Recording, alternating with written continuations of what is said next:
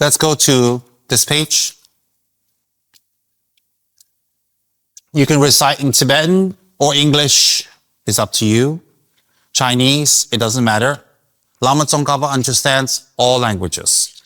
So no problem. Now we've set up the altar. We've cleaned it. We made the offerings. And then we made 3 prostrations, correct? Then we should have a little table in front of our altar. Remember this for the future, because I've mentioned this many times. Never, ever put your Dharma texts on the floor. Never lean on your Dharma texts. Never walk over your Dharma texts. Never put your Dharma texts with ordinary books. Separate them. Never, ever simply take your Dharma text and throw it on a shelf in a corner with magazines. Never. Never mistreat, abuse, or not show respect to your Dharma texts. If you need to make notations on it, make notations respectfully and cleanly.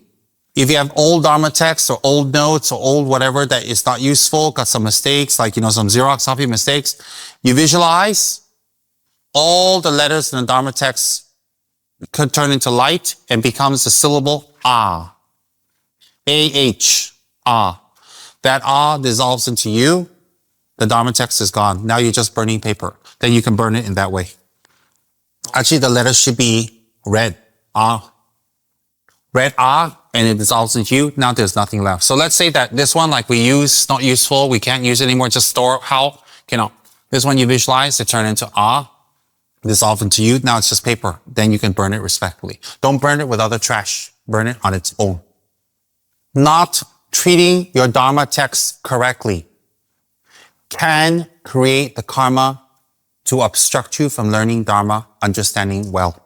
It's very serious. Do not take your Dharma text into the toilet. Sometimes if you're out traveling and you're driving a car, you have to take your bag, you have the thing inside, you have to go to the toilet, no choice. But on ordinary situations, actually making prostrations to Dharma text collects more merit than statues. Because statues can collect merit for you to become enlightened. But Dharma text is the actual path to enlightenment. So it's different. Don't put disrespectful things on top of Dharma text. Dolls, games, anything. Don't. Paperweight, okay, of course.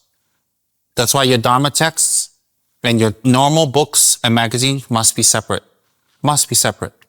Dharma text always higher. If you have only one room, you have one shelf, put the Dharma text on top. Put your normal things at the bottom. If you still don't have space, put Dharma text on one side, at least put it separated, this one normal text. Show some respect and awareness to your Dharma text. Very important. Therefore, when someone has passed away, we put a lamrim text on their head. That's more holy than a statue. Why not a statue? Can. But it's going to be a little weird at the funeral, put Dharma text, put a statue, put a stupa, put a relic, put a chakra, put this. And what are you doing to my dead friend? It's a little too much, isn't it? Just put the lamrim, recite prayer, get lost. Okay? Dharma text, very important. Keep it well. Do not abuse. Must be neat. Even like around the PA's corner there, I always see Dharma text with magazines. Oh no, cannot. Cannot. Must be separate completely. This one must be aware. Do not create obstacles to learn Dharma.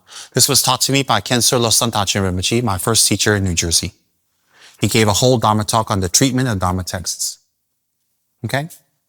Get into this habit.